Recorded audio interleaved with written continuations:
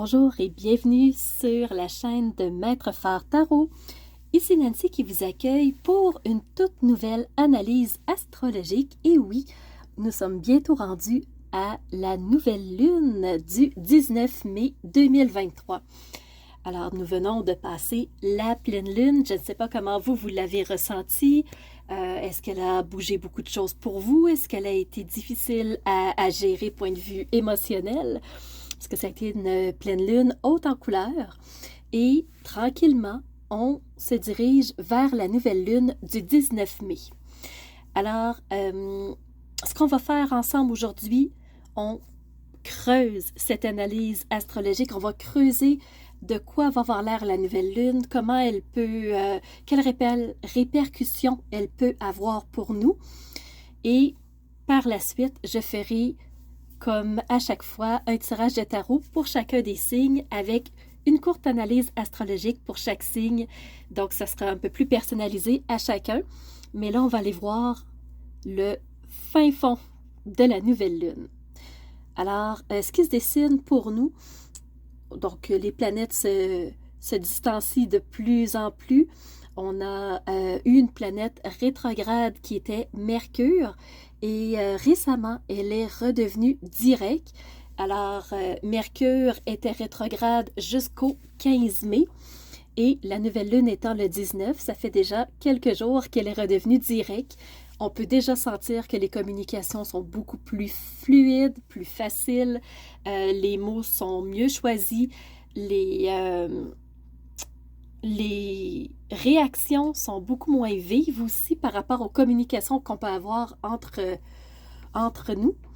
Alors, le fait que Mercure soit devenu direct, c'est vraiment plus facilitant.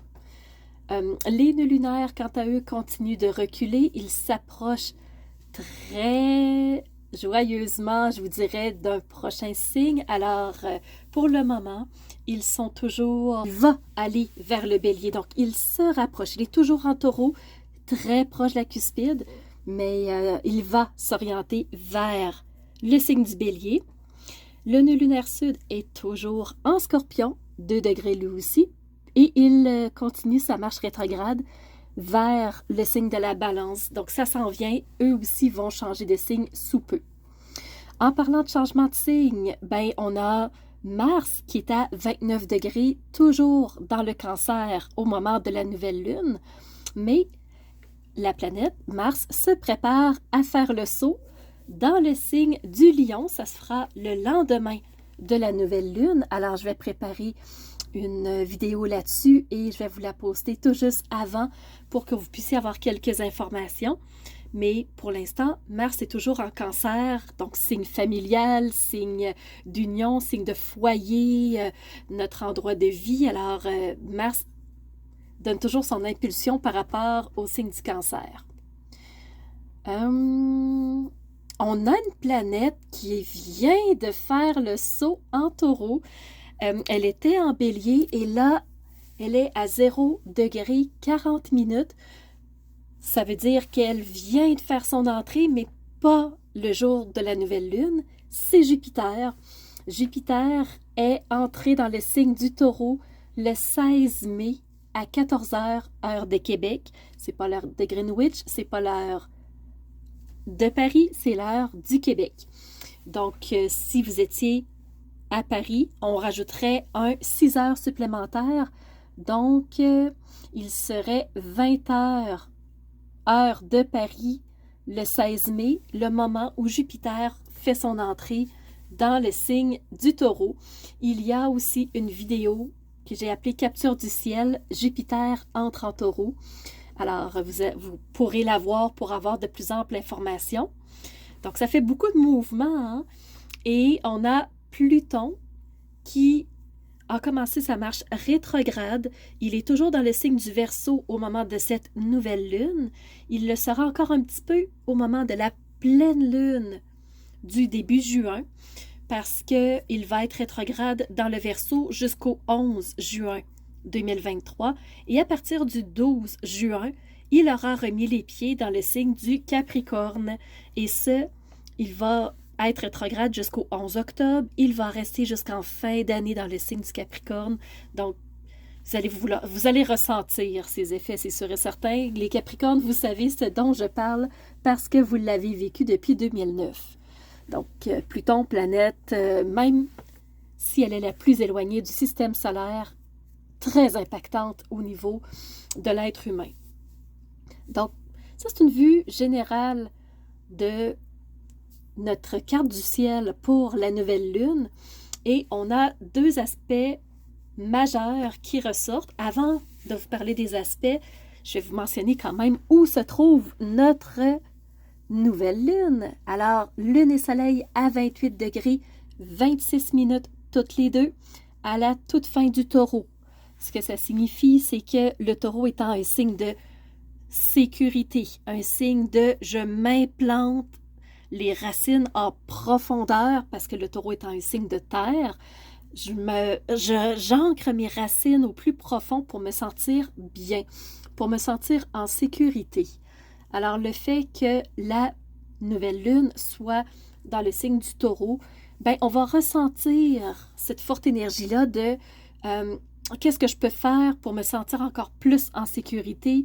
Est-ce qu'il y a des moments où je me sens encore un petit peu instable, où je me sens insécure, où je sens que j'aurais besoin d'un appui supplémentaire pour me sentir encore mieux là où je suis dans ma situation actuelle? Fait que la nouvelle lune va venir jouer à ce niveau-là. Maintenant, les aspects, on y va. Il y en a deux et je vous ai préparé une carte pour chacun, que ce soit beaucoup plus facile visuellement de comprendre avec des lignes plus épurées. C'est parti pour le premier aspect qui est un T carré. On y va tout de suite avec celle-là parce que c'est les formes à défi. Cet aspect-là, ce ne sont que des lignes rouges et les lignes rouges représentent les énergies dissonantes en astrologie, ce qui signifie que on a des défis à surmonter. C'est faisable, on est capable, on a des outils pour ça, mais il faut savoir qu'il y a des zones d'instabilité dans le ciel et c'est ce T carré-là au niveau de la nouvelle lune du 19 mai. Alors, premièrement, un T carré, c'est formé de quoi? C'est formé d'une ligne d'opposition et de deux lignes carrées que vous voyez à l'écran en ce moment. L'opposition va se jouer entre la planète Mars et Pluton. Mars qui est toujours en Cancer, on le disait très bien, à 29 degrés. Alors, Mars qui est dans une planète qui est dans un signe Cancer qui est un signe familial, un signe d'eau, un signe émotionnel, un signe de s'assurer que tous mes petits sont confortables, que tout va bien. Donc, c'est un signe plus maternant, le Cancer. Et Mars, lui, c'est une planète d'action. Il a hâte de rentrer les deux pieds dans le signe du lion pour ressentir toute sa fougue, tout son côté puissant, son côté de feu. Mais pour l'instant, il est encore dans un signe d'eau, donc un peu plus instable, moins puissant, je vous dirais, Mars, parce que de l'action dans de l'eau, ben, ça peut faire des coups d'épée qui passent dans le vide et qui servent à qui ont moins d'objectifs, je vous dirais. Alors, le fait que Mars soit en Cancer, ben, il est un petit peu moins efficace pour l'instant. Et on sait que Mars, c'est le maître du Bélier. Alors, il est en ce moment, dans le fond, si on regarde, il n'est pas très confortable, je vous dirais, mais il forme quand même un trigone avec le signe du Bélier, ce qui fait que les natifs du Bélier, vous pourriez ressentir cette forte énergie-là quand même de votre maître de la planète Mars. Donc, Mars est en opposition avec Pluton. Pluton, on sait qu'il est toujours en Verseau. Et Verseau, c'est un signe d'air pour sa part. Donc, Pluton dans un signe d'air, Mars dans un signe d'eau. C'est des signes qui sont opposés, je vous dirais, eau et air. Pluton, ben, c'est le grand destructeur, c'est celui qui va chercher à déraciner tout ce qui n'a pas lieu d'être, ce qui n'a plus sa place, pour faire un beau grand ménage de printemps et être capable maintenant de reconstruire quand le territoire est sain, est propre, est épuré. Et là, ben, Pluton, il se retrouve en opposition avec Mars. Ben, c'est pas étonnant parce que, comme je vous disais un petit peu plus tôt, Mars étant dans un signe familial, un signe émotif, il est moins puissant. Fait que Pluton ne peut pas tout à fait s'appuyer sur l'action pour venir faire son ménage de printemps. Et en plus, Pluton, ben, il est rétrograde. Donc, sous la vidéo, je vais vous mettre le lien de la vidéo Pluton rétrograde, que vous puissiez voir quels sont les impacts, parce que tous les signes en sont touchés. Et on va tous le vivre d'une façon un peu différente. Ce qui peut revenir pour chacun, c'est soit on va le mettre à notre avantage et on va être beaucoup plus puissant, ou soit on va avoir de la difficulté à trouver notre adaptation, on va se sentir instable, on va se sentir insécure. Donc, c'est vraiment les deux grands aspects qu'on peut ressentir par rapport à un Pluton rétrograde. Alors, je vous invite fortement à aller voir qu'est-ce que ça signifie un Pluton rétrograde. Et là, ben, Pluton, comme je vous disais, ben, il ne peut pas s'appuyer sur Mars. Fait qu'il trouve ça un petit peu difficile de continuer son ménage de printemps. Alors, il va se concentrer plus sur sa rétrogradation et préparer son entrée très prochaine dans le signe du Capricorne. Vous allez le ressentir très impactant quand une planète entre dans un nouveau signe. Ça se ressent. Ce sera la même chose pour Mars, le lendemain de la nouvelle lune qui entrera en Lion. Il aura un impact parce que son énergie va être toute autre dans le signe du Lion. Et Jupiter, ben c'est sûr que les natifs du Taureau, vous allez l'avoir ressenti à partir du 16 mai. Fait que c'est un ciel qui est très mouvant, qui bouge énormément. On retourne à notre T carré, parce que là, je m'éloigne un petit peu. On a parlé de l'opposition Pluton-Mars. On va parler maintenant du carré Mars-Jupiter. Alors, Mars, dans le signe du Cancer, il est en carré avec Jupiter qui vient d'entrer dans le signe du Taureau. Fait que Jupiter, lui, il veut mettre de l'emphase sur le bien-être, il met de la croissance, il fait grandir notre sentiment de bien-être, mais on ne peut pas encore se fier sur l'action parce que Mars est en carré avec Jupiter. Donc, il va falloir créer notre bien-être autrement que par des actions. On va aller voir comment on peut faire un peu plus tard. Jupiter est aussi en carré avec Pluton, ce qui forme notre T carré final. C'est la deuxième ligne carrée. Donc, Jupiter, ben oui, il veut faire grandir notre bien-être. Oui, il veut qu'on se sente encore mieux, qu'on se sente plus enraciné. Mais Pluton, lui, il veut faire du ménage. Fait que quand on fait du ménage, ben on fait bouger des choses. On est dans l'instabilité, on fait de la vague. Et c'est ça que vous allez ressentir dans le T carré de la nouvelle lune en voulant faire de la place pour du nouveau. Ben, c'est sûr que il faut s'attendre à avoir des répercussions, à ressentir un mouvement, ressentir une ondulation un peu comme l'eau. Et le T carré, ben, vous l'avez remarqué vous aussi, il impacte un signe d'eau qui est le Cancer, un signe de terre qui est le Taureau et le signe d'air qui est le Verseau. Fait que c'est trois signes différents qui réagissent différemment. Un veut s'ancrer, l'autre est émotif, donc plus mouvant, plus... oui, ça bouge beaucoup au niveau des émotions, donc on a Mars qui bouge énormément. Fait que c'est pour ça que vous avez sûrement senti que vos émotions étaient à fleur de peau, étaient en mouvance, ben, des fois ça nous submerge complètement, nos émotions. C'est pas pour rien, c'est le Cancer. Et le signe d'air, lui, va représenter plus le côté intellectuel avec Pluton rétrograde à l'intérieur. Ben, c'est comment je peux faire un ménage, qu'est-ce que je peux enlever encore plus pour me sentir mieux dans mon quotidien. Fait que c'est pour ça que ça tiraille autant dans le T carré au moment de cette nouvelle lune.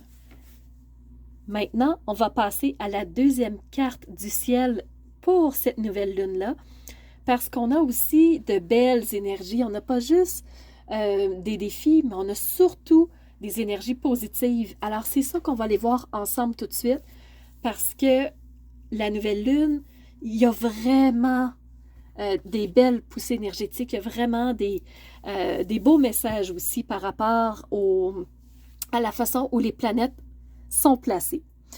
Donc, le triangle, comme vous pouvez le voir, est composé d'un trigone à la base, donc c'est la ligne avec un triangle, et 2 lignes avec des étoiles. Les étoiles représentent ce qu'on appelle des sextiles. Donc, toutes ces lignes-là sont des signes, sont des lignes positives. Vraiment, ça nous amène du bon et ça va nous aider à passer au travers du T carré qui est si mouvant, qui est si impactant. Alors, à la base, le trigone est composé de 2 aspects, donc de 2 planètes qui rentrent en ligne de compte. Encore une fois, on a Mars. Mars est très, très, très impacté au niveau de cette nouvelle lune-là. Donc, les cancers dernier décan, vous les ressentez sûrement, ces énergies-là. Ça bouge beaucoup, beaucoup, beaucoup pour vous. C'est pas pour rien, parce que Mars a beaucoup d'aspects. Et Mars forme trigone cette fois-ci avec Neptune, qui est dans le signe du Poisson. Un trigone, c'est la meilleure énergie en astrologie qu'on peut avoir. Alors, Mars, cette fois-ci, va tirer son épingle du jeu.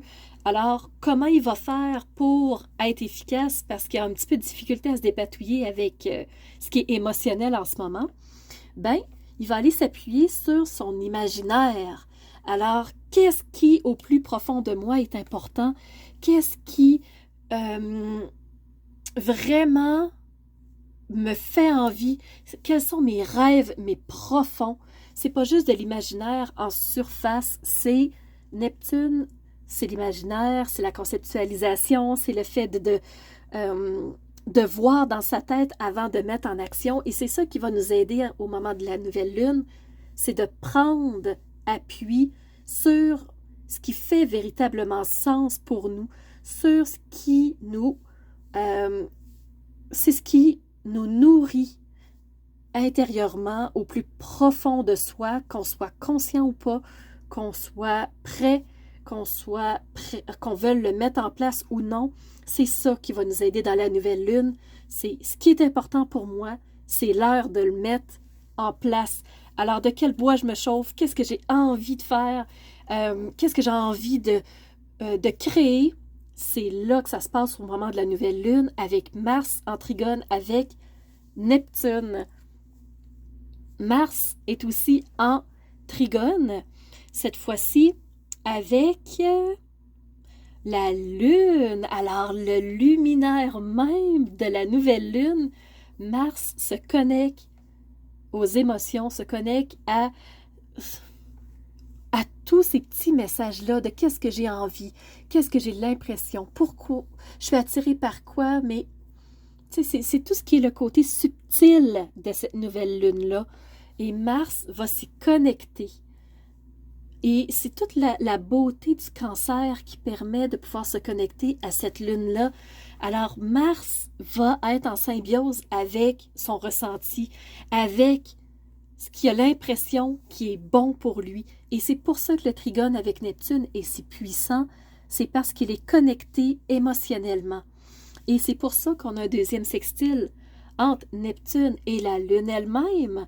C'est parce que ressenti, rêve, je ressens qu'il est temps que je crée quelque chose. C'est ça, le triangle. Je ressens qu'il est temps de mettre en place ce qui me fait rêver, ce qui est important pour moi. Une fois pour toutes, je le fais briller, je l'amène à la lueur du jour. Et c'est pour ça qu'on a un soleil en nouvelle lune avec la lune. Il est temps de faire briller ce qui est important pour moi. C'est comme ça que je vois cette nouvelle lune du 19 mai. Alors, je ne prends pas plus de votre temps.